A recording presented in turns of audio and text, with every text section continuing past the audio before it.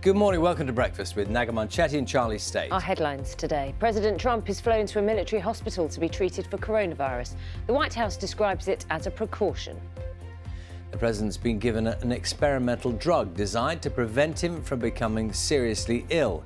He posted a video on Twitter saying he was in good spirits. I think I'm doing very well, but we're going to make sure that things work out. The First Lady is doing very well. So thank you very much. I appreciate it. I will never forget it. New COVID restrictions come into force, affecting 2 million people across northern England, preventing them from meeting indoors. Where's 007? No time to release a film. The coronavirus pandemic delays the new James Bond movie again. Good morning. A big outbreak of Covid-19 at Sale Sharks Rugby Club threatens their playoff hopes. After 16 of Sales' players tested positive, tomorrow's opponents, Worcester, say they're not sure if the final match of the regular season can now go ahead. Good morning. It's going to be a soggy Saturday. For some of us, it's going to be raining continuously for the next 24 hours. The Met Office have issued amber weather warnings, and we are expecting some flooding issues to build in through the course of the weekend. I'll have the full soggy Saturday weather forecast coming up a little bit later on.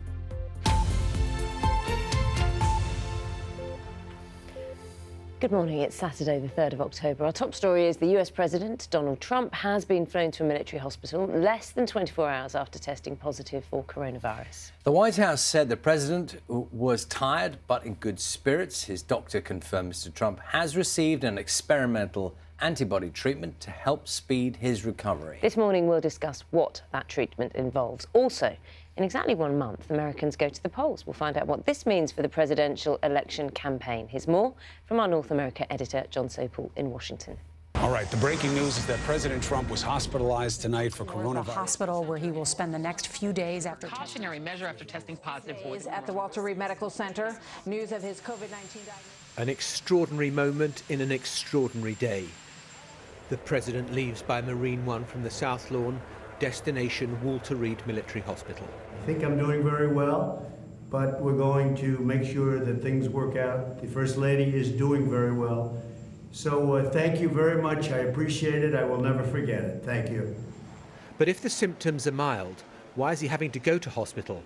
Particularly when the White House has its own medical unit with a team of doctors and nurses and a well-equipped surgery. As you know, tonight's Al Smith dinner. On Thursday night, in what now appears to be grim irony, the president made a speech from the White House about the pandemic. The worst was behind us, he said. And I just want to say that the end of the pandemic is in sight, and next year will be one of the greatest years in the history of our country. But then later that evening came a bombshell statement that will reverberate around the world. The most serious health issue to affect a serving president in decades. A hint of something being wrong came earlier in the evening when it was announced that this woman, Hope Hicks, had contracted the virus. On Wednesday, she was part of the inner circle to travel with the president on the cramped Marine One helicopter. None of them is wearing a mask. As Donald Trump seemed to dance with joy at the rally in Duluth, Minnesota, she'd become symptomatic and was quarantined on Air Force One for the return journey to Washington. The ripples of concern will reach everyone who's been in close contact with the president, not least Joe Biden, who shared a debate stage with him for a shouty 90 minutes on Tuesday night. A debate where the president ripped into the Democratic candidate for his mask wearing. I don't wear masks like him. Every time you see him, he's got a mask. He could be speaking 200 feet away from it. He shows up with the biggest mask I've ever seen. And it was noticeable that none of the Trump entourage wore face coverings. That actually violated the rules of the Cleveland Clinic, which was in charge of all the safety issues inside the hall, which were that everybody except for the president, the vice president, and I were not supposed to wear masks. I mean, we're supposed to wear masks. The president has worn masks in public on less than a handful of occasions, and his ambivalence towards them is evident. Can you take it off because I cannot hear you? I'll just speak louder, sir. Oh, okay, good. You want to be politically correct. Well, I just don't want to wear one myself. It's a recommendation. They recommend it. I'm feeling good. And he's been holding rallies as though COVID was in the rearview mirror, with thousands turning up, no attempts at social distancing, few wearing masks. Messages of support have come in from around the world. This from Boris Johnson, who's been where the president is now. Obviously, I think we all want to send our best wishes to the president and the First Lady, and I'm sure that they'll both stage a very strong recovery. And messages of support too from political rivals. This from Joe Biden, who's tested negative. My wife Jill and I prayed that they'll make a quick and full recovery. This is not a matter of politics. It's a bracing reminder to all of us that we have to take this virus seriously. But another leading Democrat, the Speaker of the House, Nancy Pelosi, comes very close to saying to the president, serves you right. This is tragic. It's very sad. But it also is something that going into crowds, unmasked and all the rest, was sort of a brazen invitation for something like this to happen. The president has now left the White House and is in the care of the medical teams at Walter Reed Medical Center to the north of Washington. It is an unbelievable series of developments that have taken place. No one could have imagined this. But now the president has coronavirus and he is in hospital, and who knows how the election will unfold. John Sopel, BBC News at the White House. Well, since arriving at hospital, the president has tweeted an update on his condition. He said, "Going well, I think. Thank you to all. Love." Well, our correspondent Barbara Plett-Usher is outside the Walter Reed Hospital for us this morning. Extraordinary day of events, Barbara. So can we just, first of all, establish, has there been any information since he went to the hospital itself? Yes, his doctor has issued a statement saying that he does not need supplemental oxygen, but he has received another dose of drugs, and this is remdesivir. It's an antiviral which is given to people who are hospitalized with COVID and has been authorized for emergency use, and he has said that the president is resting comfortably.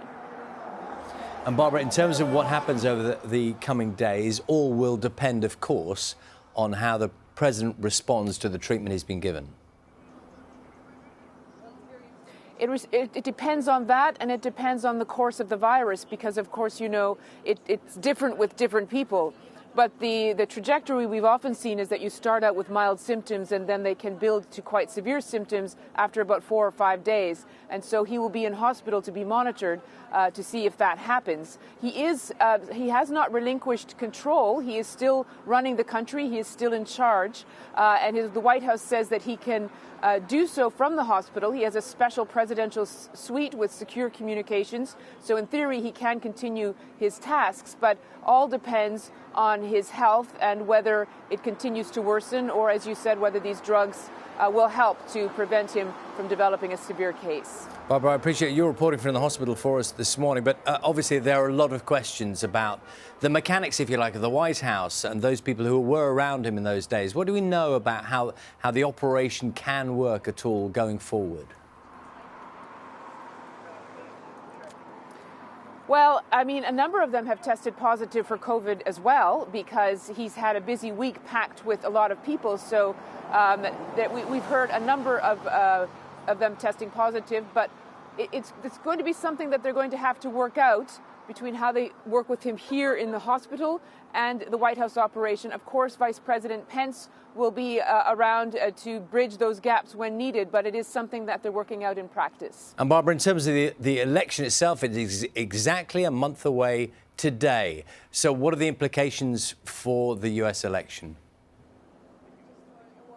You know, it's hard to say because things are changing so fast. We can say that his campaign has been put on hold. His campaign manager has also tested positive, so that's another blow for the campaign.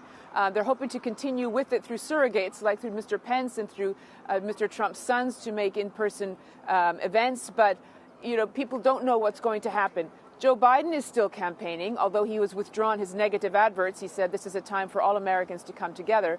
But for President Trump, another blow is that it has focused attention on the issue he was trying to move away from. He wanted to change the subject from COVID. He wanted to say the country was recovering and that this was behind them. And now the attention will be squarely focused on the coronavirus. And that is not something that would work in his favor, most likely. Barbara, for the moment, thank you very much. That's our correspondent, Barbara Plett-Usher, speaking to us from outside the Walter Reed Hospital.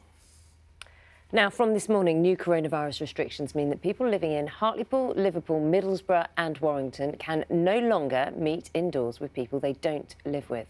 People are also being advised not to meet with anyone outside their household or support bubble in outdoor public spaces such as parks or beer gardens. Police are investigating the action of MP Margaret Ferrier, who travelled from Glasgow to London with coronavirus symptoms and then returned home after testing positive. Scotland First Minister Nicola Sturgeon says she made it crystal clear to Ms Ferrier that she should stand down as an MP. She has already been suspended from the SNP. The Prime Minister and the European Commission President Ursula von der Leyen will hold a video call later to try to break the deadlock over a Brexit trade deal. A ninth and final round of negotiations ended without agreement yesterday, with both sides calling on the other to compromise further. Our political correspondent Nick Eardley joins us now from our London newsroom. Nick, morning to you. Where's this going? Isn't it in 2 weeks, if there's no deal, that we're going to revert to WTO rules? Yeah, morning, Naga. I think it kind of depends on whether you think of the glass as half empty or half full. So there has been some progress on this.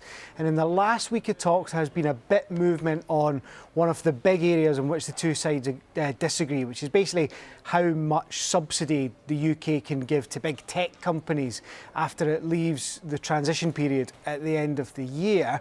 At the same time, when it comes to some of the big sticking points, things like how many European boats can come into British waters to fish, there are still some really big disagreements. That said, I think both sides are a bit more optimistic on this. We've got the Prime Minister in the Daily Telegraph this morning saying he thinks a deal can be done. We've got Ursula von der Leyen saying they're going to try right up until the last minute to make this happen. So I think these talks today are pretty important. I think they'll probably agree to give them a bit more time. As I say, there is some optimism. Both sides think a deal can be done, but I wouldn't be surprised if it goes to the last minute, because that just seems to be the way these things are done. OK, Nick, thanks very much for taking us through that. Time now is 12 minutes past 6. The latest James Bond film has had its release postponed for a third time as cinemas continue to struggle during the pandemic. Name? Bond. James Bond. So you're not dead? No Time to Die was due to come out in October last year, but because of production delays, it was moved to April of this year. It's been pushed back again to November because of coronavirus. Producers have confirmed the film won't be in the cinemas until April 2021, acknowledging that this would be disappointing for fans. Time now is 12 minutes past 6. Just 1 month to go before voters go to the polls in the United States. President Donald Trump's hospitalisation has cast doubt on what will happen next in the election campaign. We're joined now by the Republican strategist and former Trump campaign advisor, Brian Lanza. Very good morning to you, Brian. Thank you for your time this morning. We were just speaking to our correspondent outside the hospital, and maybe get your thoughts first. We understand the latest information is the president does not need supplementary oxygen. And one of the question marks, of course, is just how much information we would get on a sort of hourly, daily basis about his condition. Yes, good morning on your side, over there on your side of the Atlantic. Yeah, I think you're going to see in the morning, we're going to see some briefings. My understanding is they're going to have a briefing in the morning to talk about the president's health. So I suspect for the next couple of days, we'll probably be getting briefings every couple hours. There'll be minor briefings.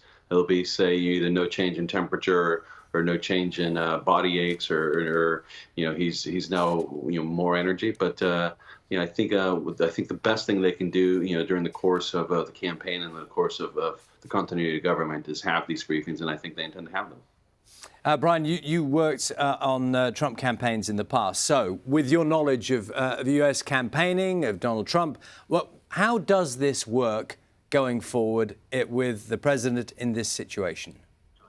I think the Trump campaign is reimagining campaigning at the presidential level with a month left. They're going through every part of the apparatus on what it's going to look like in the next 30 days without the president. I think they have to prepare to do it without the president. They assume he's going to be probably sick for a week, or he'll still be contagious for a week after that. So the fundraising is going to be taking place. It's all going to be virtual. I wouldn't be surprised if the debate we have in the next 10 days between Joe Biden and President Trump is going to be a virtual debate, sort of a Zoom or a Skype type of debate. But I think you're just going to see a major transition of every apparatus of the campaign move to virtual, along with surrogates, Don Jr. and everybody to try to make up for it. But at the end of the day, President Trump is the one who draws all the attention, who sucks all the oxygen, and who people show up to see. So I think that's going to be their challenge going forward. But we have to wait and see. I mean, the president has to get out of the hospital first. Yes, I mean, that is such a pivotal point. And fundamentally, this is about his health.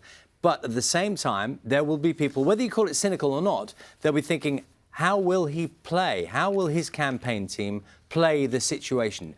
Either assumption, if he recovers quickly or if his condition is extended, how does that sit relative to how he can carry on, in any sense, with an election campaign?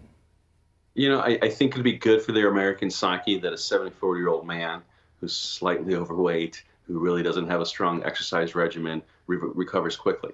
I think that would be a very strong and powerful moment and a powerful message to the American people that, there's nothing necessarily to fear but fear itself. I mean, the vast majority of people who get COVID recover. It's a 95% recovery rate. So I think that would be a good thing. It would certainly change the narrative on cable television that tells you the end of the world is coming with COVID.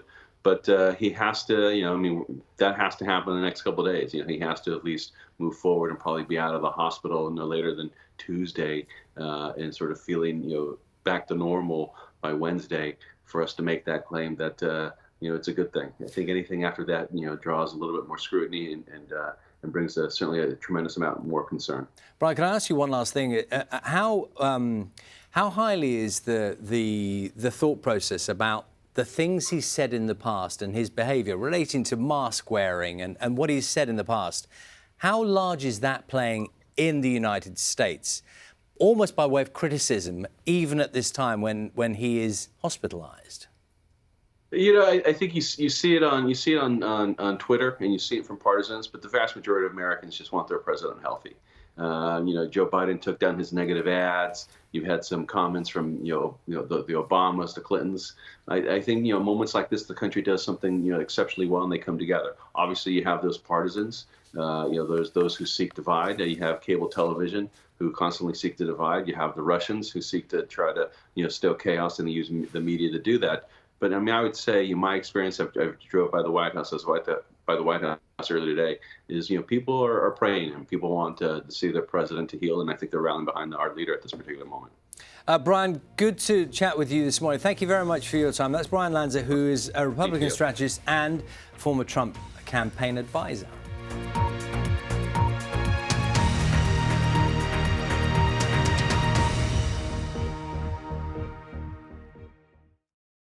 See the headlines as they happen and watch BBC News live in the app and get the full story with bbc.co.uk/news.